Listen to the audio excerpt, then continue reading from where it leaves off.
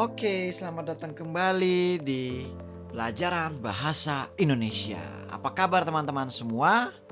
Oke, jadi hari ini kita akan mempelajari materi mengenai sejarah perkembangan ejaan bahasa Indonesia. Oke, sebelum itu saya akan menjelaskan tujuan pembelajaran hari ini terlebih dahulu. Saya berharap setelah menonton video ini, teman-teman akan mampu menjelaskan sejarah perkembangan ejaan bahasa Indonesia. Kita langsung saja. Sejarah perkembangan ejaan bahasa Indonesia. Perkembangan ejaan bahasa Indonesia dari masa kolonial hingga sekarang mengalami beberapa tahapan dan perubahan yang signifikan. Perkembangan ini mencerminkan upaya untuk memperkuat identitas bahasa Indonesia sebagai bahasa nasional yang mandiri dan tidak lagi terlalu dipengaruhi oleh ejaan bahasa penjajah. Ejaan bahasa Indonesia saat ini yang didasarkan pada EYD telah menjadi standar resmi yang digunakan dalam berbagai konteks, termasuk di sekolah, pemerintahan, media massa, dan publikasi resmi lainnya. Oke, sejak masa kolonialisme hingga sekarang tercatat ejaan Indonesia untuk mengalami perkembangan dan perubahan beberapa kali, yaitu yang pertama, ejaan Van Ophuijsen, yang kedua, ejaan Sowandi atau ejaan Republik, yang ketiga, ejaan pembaharuan atau ejaan Prijono Katopo, yang keempat, ejaan Melindo, yang kelima, ejaan-ejaan baru, yang keenam, ejaan yang disempurnakan, yang ketujuh, ejaan bahasa Indonesia. Dan yang kedelapan, ejaan yang disempurnakan edisi 5. Oke, saya akan menjelaskan dari yang pertama.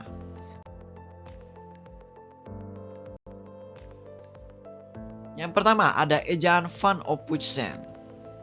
Pada awalnya, ejaan bahasa Indonesia tidak terstandarisasi dan banyak dipengaruhi oleh ejaan bahasa Belanda.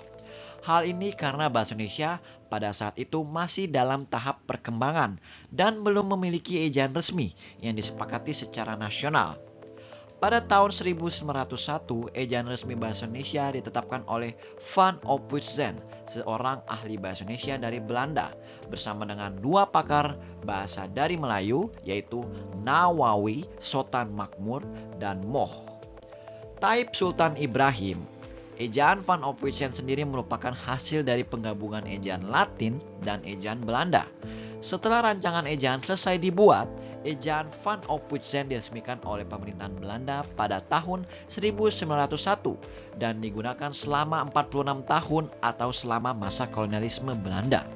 Contoh ejaan Van Ophuijsen adalah Jang atau Yang, Kunci atau Kunci, dan di Jakarta atau Jakarta.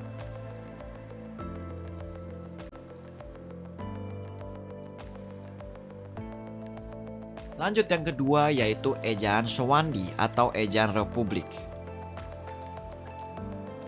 Setelah kemerdekaan Indonesia pada tahun 1945, pemerintah Republik Indonesia mulai menggalakkan penggunaan ejaan yang lebih sesuai dengan fonologi dan morfologi bahasa Indonesia. Pada tahun 1947, ejaan Sowandi diperkenalkan yang menggantikan ejaan Van Ophuijsen. Ejaan ini disebut ejaan Republik karena terbentuk berdekatan dengan Hari Proklamasi. Sementara itu, ejaan ini disebut juga sebagai ejaan Sowandi karena Sowandi pada masa itu menjabat sebagai Menteri Pendidikan dan Kebudayaan. Ejaan Sowandi diresmikan pada 19 Maret tahun 1947.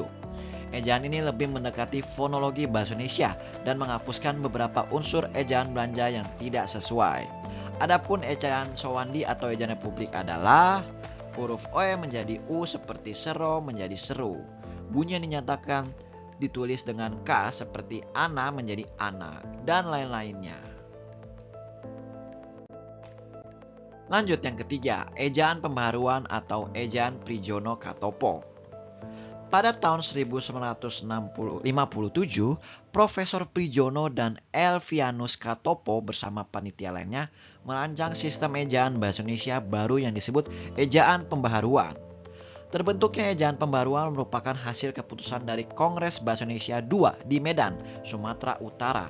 Akan tetapi hasil kerja itu tidak pernah diumumkan secara resmi, sehingga ejaan pembaruan belum pernah diberlakukan. Salah satu ciri khas dari ejaan pembaruan adalah disederhanakannya huruf-huruf yang berupa gabungan konsonan dan huruf tunggal. Berikut adalah contoh ejaan pembaruan. Santai menjadi santai pakai huruf I, harimau dari huruf W menjadi huruf U harimau, dan amboy yang dari huruf Y menjadi amboy huruf I. Lanjut yaitu ejaan Melindo.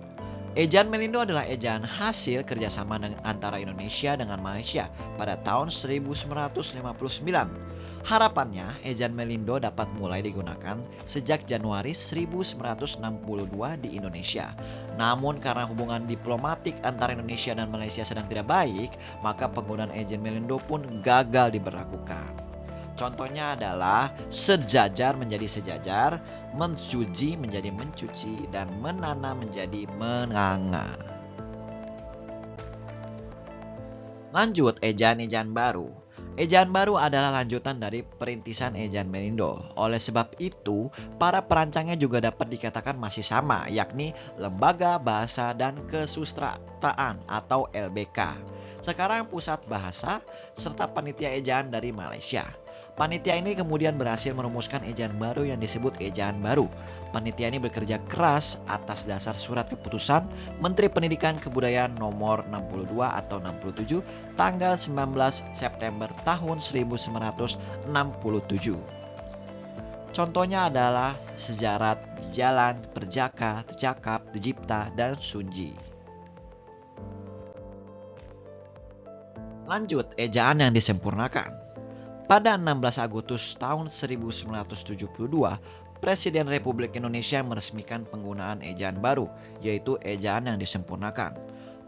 Pada 16 Agustus, ejaan yang disempurnakan adalah ejaan tata bahasa dalam bahasa Indonesia yang mengatur penggunaan bahasa Indonesia dalam tulisan, mulai dari penggunaan huruf kapital dan huruf miring, disebut ejaan yang disempurnakan. Karena ejaan tersebut merupakan hasil penyempurnaan dari beberapa ejaan sebelumnya. Di sini ada contoh ejaan yang disempurnakan, dari jarum menjadi jarum, dari TJUT jut atau menjadi cut, dan lain-lainnya. Lanjut, ejaan Bahasa Indonesia. Saat ini ejaan yang digunakan adalah ejaan Bahasa Indonesia atau disingkat EBI. EBI mulai diberlakukan setelah keluarnya Peraturan Menteri Pendidikan dan Kebudayaan Nomor 50 Tahun 2015. Adapun karakteristik dari ejaan bahasa Indonesia adalah penambahan huruf vokal diftong E seperti geser dan survei, penggunaan huruf tebal untuk judul, buku, dan bab.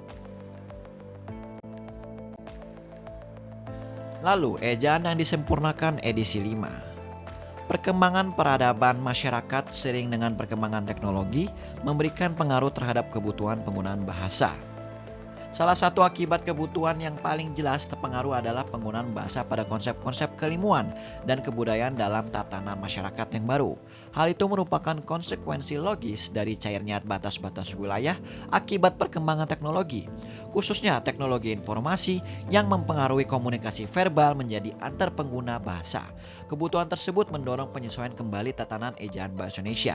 Ejaan bahasa Indonesia yang disempurnakan atau yang lebih dikenal dengan singkatan EYD, edisi kelima ini merupakan pemutakhiran dari pedoman ejaan sebelumnya, yaitu Pedoman Umum Ejaan Bahasa Indonesia atau PEUBI yang ditetapkan oleh Keputusan Kepala Badan nomor 0321 IBS 0000 2021. Dalam EYD ini terdapat penambahan kaidah baru dan perubahan kaidah lama yang disesuaikan dengan perkembangan bahasa Indonesia.